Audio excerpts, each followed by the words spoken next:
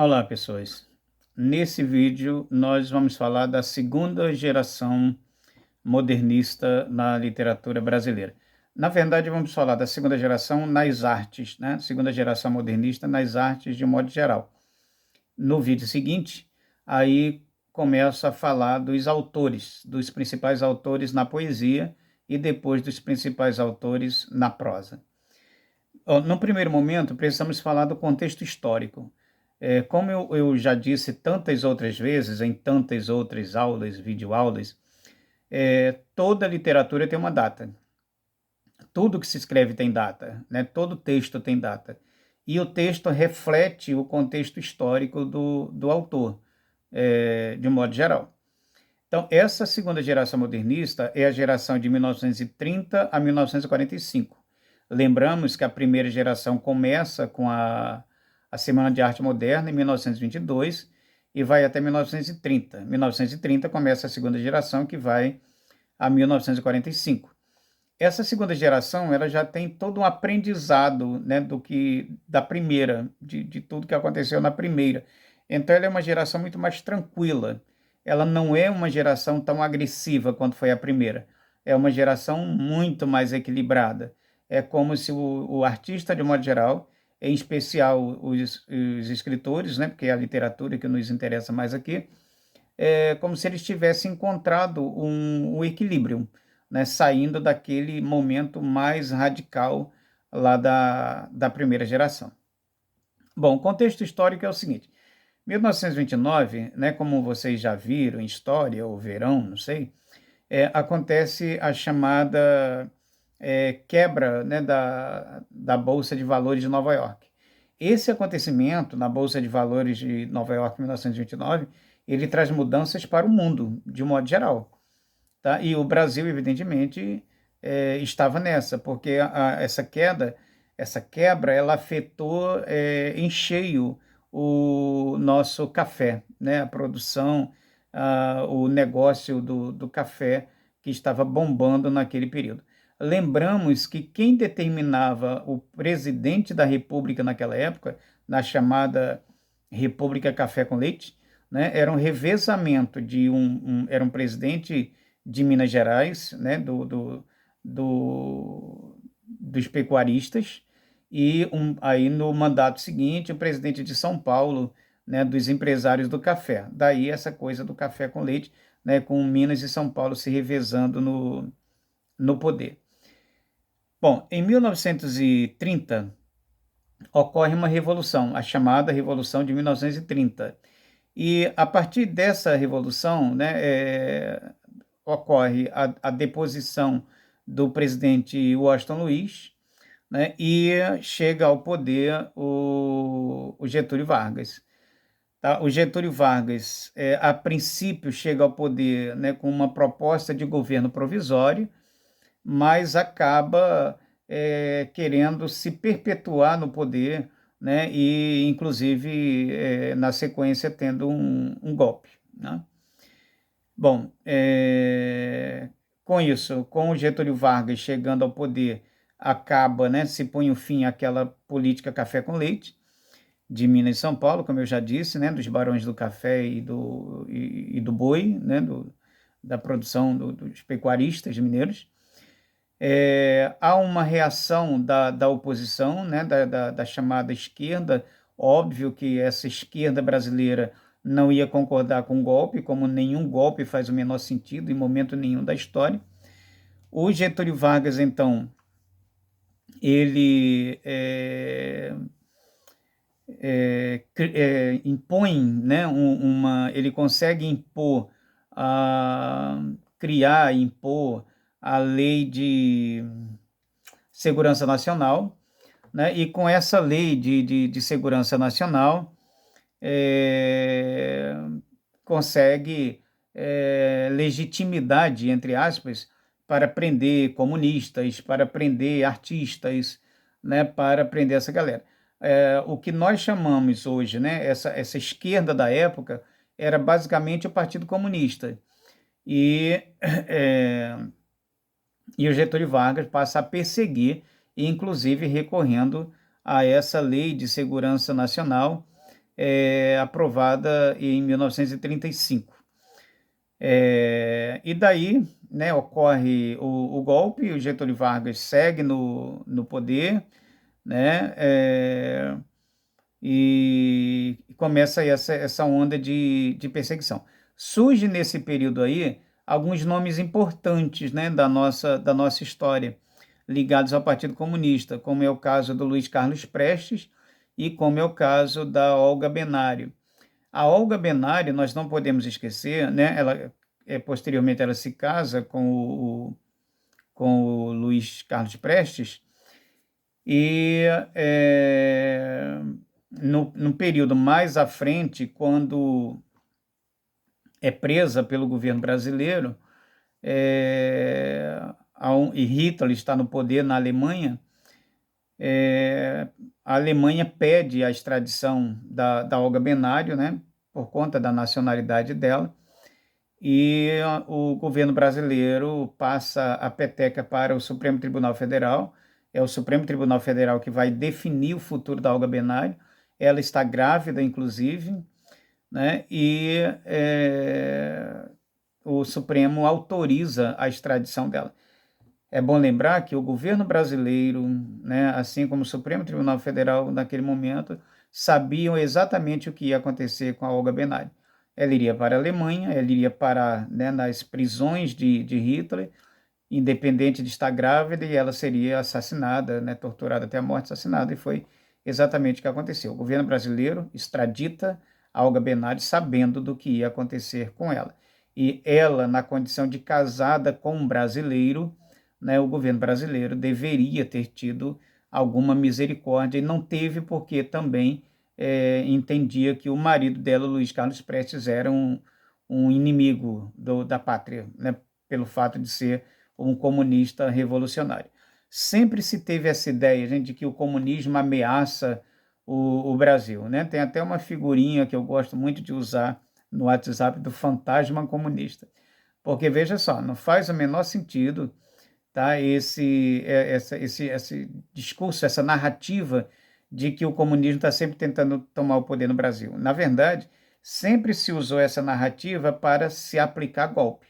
Então, o Getúlio Vargas, né, na década de 30, o golpe de 64, né, também motivado supostamente para livrar o Brasil do comunismo, e agora, recentemente, né, a eleição de Jair Bolsonaro é uma eleição que tem como discussão, como narrativa, afastar o comunismo do Brasil, tirar a esquerda do poder, porque a esquerda era uma ameaça comunista.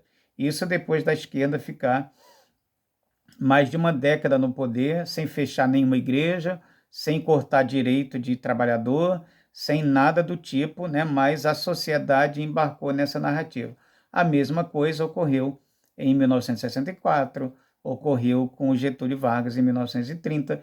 O Getúlio Vargas, ele foi também um governo populista, né? Muito populista, exatamente como são os ditadores, né? De um modo geral. Então, o Getúlio Vargas, ele esteve no poder por eleição e ele esteve no poder por golpe. Tá? Ou seja, depois do golpe, ele é eleito para permanecer no cargo, né? O brasileiro tem essa mania de simpatizar com ditadores, né? É interessante isso. Bom, então, claro, nesse período, com toda essa situação, e aí já apontando, né, para a Segunda Guerra Mundial, saindo do Brasil, indo para a Europa, né, aí você tem o fascismo ascendendo no mundo, né, de modo geral. É bom lembrar que o governo de Getúlio Vargas cria no Brasil um governo fascista, né, um governo de tendências fascistas, e na Europa, né, o fascismo está bombando. Então, se tem a experiência na Itália com Mussolini, depois se tem a experiência na Alemanha com o Hitler, né, já o nazismo do Hitler, que são todos governantes autoritários e que não permite o diferente, que não permite a contestação, o questionamento, e que persegue o artista. No caso do Brasil, nós vamos lembrar que Getúlio Vargas ele mandou recolher toda a obra do Jorge Amado, né? O Jorge Amado tinha acabado de publicar Capitães de Areia, né, denunciando a realidade brasileira, em especial a questão da desigualdade, do abandono dos menores de rua, inclusive. O Getúlio manda recolher a produção, o Capitães de Areia, junto com toda a produção do Jorge Amado, faz uma fogueira na Praça de Salvador, numa das praças de Salvador, e manda queimar a obra do Jorge Amado. Prende o Jorge Amado, que era do Partido Comunista, prende o Graciliano Ramos, né, com a prisão. O Graciliano Ramos teve uma temporada na prisão, inclusive em porões de navios, e ele achou que fosse morrer durante essa prisão, e ele escreve um livro chamado Memórias do Cárcere, né, quando ele é libertado. Então, essa mania de perseguir artistas, todo governo fascista persegue artistas, persegue cientistas, desvaloriza a ciência e adota uma religião como oficial. Está encontrando algumas coincidências com o momento atual? Isso é história, gente. Eu não estou aqui sendo partidário de A ou B. Eu estou aqui apresentando dados históricos e comparando com o nosso momento brasileiro. Tá? Estou dizendo que todo governo fascista é autoritário, não admite questionamento, trata a oposição como se fosse inimigo, e não é alguém se opor a você ideologicamente, não significa que seja teu inimigo, só tem formas diferentes de ver. Adota uma religião, porque sem uma religião o fascismo não consegue se manter sozinho. Tá? Então, se você for para o nazismo do Hitler na Alemanha, ele foi apoiado pela igreja protestante alemã. Tá? Os protestantes alemães apoiaram o nazismo de Hitler, né? E todas as maldades de Hitler. A igreja, historicamente, né, volta e meia, ela está do lado errado da história, apoiando poderes fascistas, autoritários, né?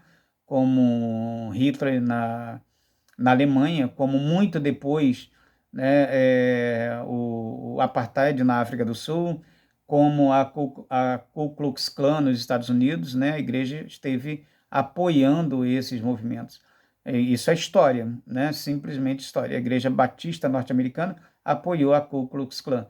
Pastores batistas pertenciam à Ku Klux Klan. Tá? Agora, o Martin Luther King é uma exceção. Bom, então voltando aqui para essa questão, claro que uma literatura produzida nesse contexto de Segunda Guerra Mundial, né, de Hitler, de Alemanha, de fascismo na Itália, de getulismo no Brasil, claro que essa literatura vai refletir essas inquietações, né, todo esse momento. Então, por isso, a nossa segunda geração brasileira, por exemplo, ela vai apresentar universalização dos temas, né, porque essa é uma das características da segunda geração, que é uma preocupação quanto ao destino do ser humano. Diante desse contexto todo de desgraças e desmandos e autoritarismos e guerra, né, era preciso pensar sobre o ser humano, sobre essa coisa do estar no mundo. Surge então nessa segunda geração a chamada literatura espiritualista, né, com Cecília Meirelles, com Murilo Mendes, né, com uma galera assim. Depois vou falar dos autores, né, e de suas temáticas. Há um regionalismo, principalmente na prosa, né, esse regionalismo que vai fazer com que nós tenhamos uma literatura produzida por Graciliano Ramos, no Nordeste brasileiro, por Raquel de Queiroz, né, abordando a seca no Ceará. Você vai ter o Jorge Amado na Bahia, né, também Nordeste. Enfim, depois a gente vai falar detalhadamente dos escritores da prosa. Então, essa preocupação com o destino do homem, e como, quando tudo isso passar, quando a guerra acabasse, quando aquela desgraça toda acabasse, o que seria da humanidade? Então, há essa preocupação. O Carlos Drummond de Andrade, que é um poeta dessa geração, no seu Congresso Internacional do Medo, por exemplo, que é um dos poemas mais bonitos dessa fase, ele vai abordar essa questão do medo daquele momento, tá? E por aí vai. Outros dois detalhes importantes nessa segunda geração que devemos levar em conta alguns autores, alguns poetas que já escreviam na primeira geração, eles continuaram produzindo na segunda. Tá? Então, nós tivemos o amadurecimento desses autores da primeira fase, que é o caso do Oswald de Andrade, do Mário de Andrade, do Manuel Bandeira, do Cassiano Ricardo, que continuaram produzindo na segunda. E tivemos o surgimento de novos poetas, como é o caso do Carlos Drummond de Andrade, do Jorge de Lima, do Murilo Mendes, da Cecília Meirelles, do Vinícius de Moraes, do Mário Quintana. Tá? Então, são poetas que surgiram nessa geração. E, como eu já disse, se cria aí a chamada corrente espiritualista. Nós temos mudança, nós temos nomes importantes surgindo nesse período, né? Na pintura, por exemplo, temos o Cândido Portinari, que é um pintor importantíssimo, né, para a nossa produção artística brasileira, um cara engajado também, né, que usa a sua arte como forma de denunciar a realidade brasileira, as questões da desigualdade. Na arquitetura surge aí nesse período, né, o Oscar Niemeyer, né, que se forma em 1934 e leva o nome do Brasil, né, para o mundo com sua genialidade. Nesse período, né, o Lúcio Costa é nomeado para a direção da Escola Nacional de Belas Artes, e é nesse contexto que surge o nome do Oscar Niemeyer. Na música, nós temos o Villa-Lobos, né, com as baquianas brasileiras. Nós temos o Pixinguinha, Noel Rosa, Ari Barroso, Lamartine Barbo. Né, essa galera toda está surgindo nesse período. No teatro, nós temos o Flávio de Carvalho com a peça O Bailado do Deus Morto. Nós temos filmes brasileiros, né, começam a ser produzidos.